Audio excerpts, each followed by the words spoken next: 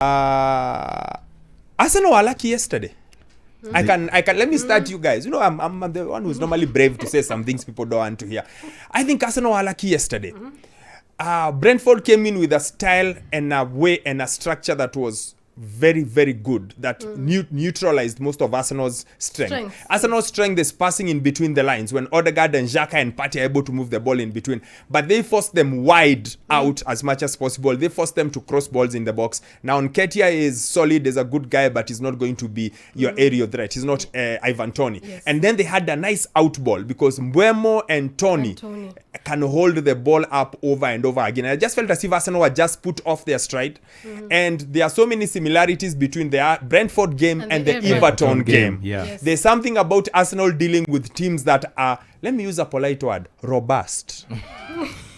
Teams that are physically robust. They're in your face, they defend hard, and they go in hard. Like they are not too worried about the pity-pata patterns of City and Chelsea. No. They defend like men. Yes. And I just felt like Arsenal have struggled with teams that are defending like that. And I saw it last weekend versus Everton. I saw it again yesterday. If Brentford are a bit more clinical in front of goal, this game is not an argument. Yeah, I agree. It had similarities from the Everton game. They labored. Arsenal labored in that game. Even in the first half, they could have been 2-0 up. Ivan Toney missed a very good chance, and as well as Mbeumo as well. Yeah. So Arsenal struggled in that game, and the Brentford game was just easy. They get the ball, they transition, they use Toney and use Mbeumo. Their speed and physicality, they just turn the defenders inside out. Yeah, so it's similar, but now it shows now a pattern. It's sort of maybe teams are now starting to know how Arsenal play and how to neutralize them. But to do that again, it needs a certain structure. It needs a team that is very organized, very physical, and ready just to break those passes. And fit, yes. And just all those passes, you break the passes. And I think teams are sort of now starting to learn Arsenal. So it will be interesting going forward to see how they adapt or how they change. Mr. Elijah. Okay. Here's Brentford's record against the Big Six. Yes. Brentford 4, Man United 0. Brentford 0, Arsenal 3. Brentford 0, Chelsea 0. Man City 1, Brentford 2. Brentford 2, Spurs 2. Brentford 3, Liverpool 1. They beat us. Arsenal 1, Brentford 1. There's a pattern here. Yes, I might not. I'm not going to agree with you that teams have discovered how Arsenal play and all. Yesterday, with regards to yesterday's game, Brentford had a plan and they executed it very well. Of the games you've read there, how many games were Brentford away? The City one, I think. The City one. The City one. Yeah. Okay. City and our game. Okay. Yeah, we beat them at their home. Other guys lost 4-0. So it's a good team. Thomas Frank has done a terrific job. And yesterday, to be honest, yes, we were lucky. They hit the post twice, if I'm not wrong. And in any other match, you expect Ivan Toney to score. But yesterday, I just felt that Mikel Arteta was a little bit too stubborn. Why was Zinchenko still on the pitch, for example? Who do you Tierney. Because how did we score? We scored through a cutback. Thanks to Saka. Bring Tierney to do that. Enter into the box, cut it back, 45 or minus, whichever. Because clearly, going through the middle was proving quite hard for Arsenal. Odegaard wasn't there. He couldn't create any chances because the Brentford were playing too narrow and too close. Compact. Yeah, compact. So you couldn't break them that way. So either the other thing to do is get an overlapping fullback who can put the ball into the box. Anything can happen when the ball is in the box. But then even if Arsenal puts the ball in the box, for who? Finish? For what? To who? That is the thing. Because Arsenal is a small team in terms of going forward. Who are they going to put the ball into? I didn't say what sort of ball. No, it could be a cross. It could be a low cross. Arsenal don't have a penalty box presence. They don't have an Ivan Toney. They don't have a Haaland. They don't have I dare say they don't even have a Rashford. just in terms of someone who gets in and around the box and fights. Arsenal's goals will come more. They are at their best when they play their way into the box. Yeah. As opposed to swinging in crosses. Because you talk about swinging crosses. Yesterday they swung in crosses, but to who? But Because Ben Mee and the other guy, the guy with the Yannick, that one. Those guys will head those balls away all day. Same thing to Everton. Everton were just like Tarkovsky's like cross all of them. We are fine. Yeah, just for me, it's the minus. Get the ball in between the box and the six. Yes. Get the ball there, then get a fullback to cross it back in. A minus, a 45, something. Can I ask a question? Are Arsenal being the one thing we've spoken about Arsenal, which has been worked for them greatly, has been their youth, their verve, their vigor, their youthfulness, their fearlessness. When I watched Arsenal yesterday, I sort of saw a team that needs older heads. Experience. You saw their age. Yes, actually tweeted and I said today Arsenal looked their age. Their age. They looked subdued. I think the last 2 games they've looked subdued. Now, it could be a normal blip because this is not you're going to win every single game of the season. No. You're going to go through ups and downs. It could be just a normal down, or it could be just these kids finally feeling the weight of expectation. Because the first leg, there was no weight of expectation. Hands up anyone who thought before a ball was kicked in the EPL that Arsenal would have 50 points at the halfway point of the season. There's no one who's going to lift it. No one. Everyone thought, top 4, they're okay for top 4 maybe. But then they did so well. But then when you turn into the second half, now there's an expectation. The pressure. And the expectation means people are more cagey against you. People are more defensive against you. People, there's a lot of things people do differently just to prepare for you. And I sort of felt like they looked young yesterday. They look like a team that needs an old head. They look like a team that needs someone who's been there before and done that. Been there before and done that. Been there before and done that. And yesterday I could tell they're young. Yesterday I just looked at the team. I felt this team is young. For me, yesterday, I just think we needed somebody to just come up with something out of nothing. Something special, like what Saka did against Manchester United. Because it was proving very difficult to play the way we usually play, the team goal. It wasn't going to come.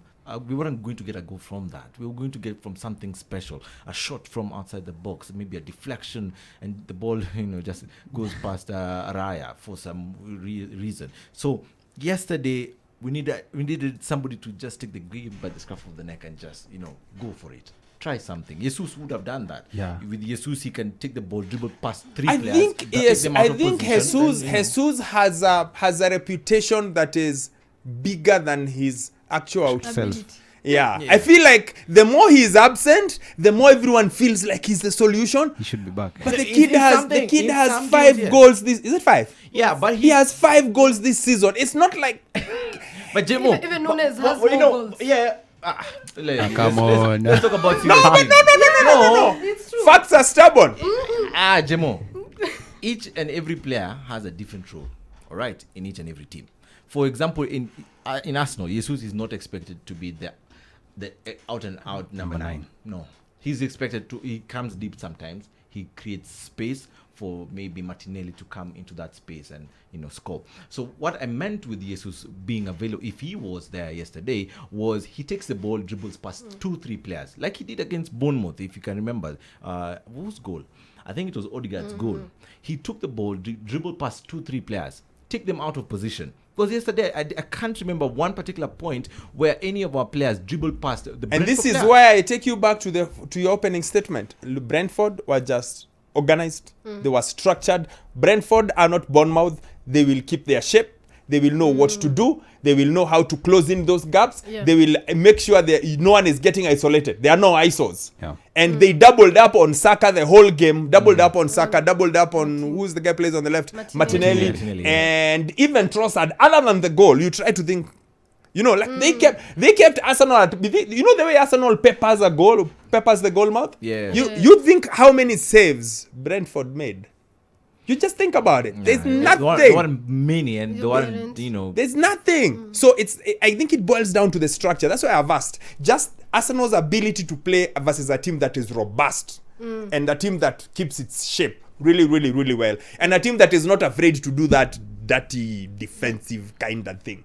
I mean, Yeah, those ones that are not pretty. Just play. I mean, we tried. We almost got the job done. And lucky for us, the referee came to. I think referee or not, That, referee or not, I say this, Arsenal lucky yesterday, referee or Yes. not, because the same way the referee doesn't draw the bloody lines, same way Mbuemo's Mbeumo goal, goal. somehow they find a way to not But to make if it not you- decide. you know, if you So- look at the referee's angle in Arsenal Mbuemo's chance, was lucky. no, Yeah, I That's do all. agree. They were lucky. And you need luck to be champions, to be honest, right? So the question is, so that we can go on a break, should Arsenal be concerned?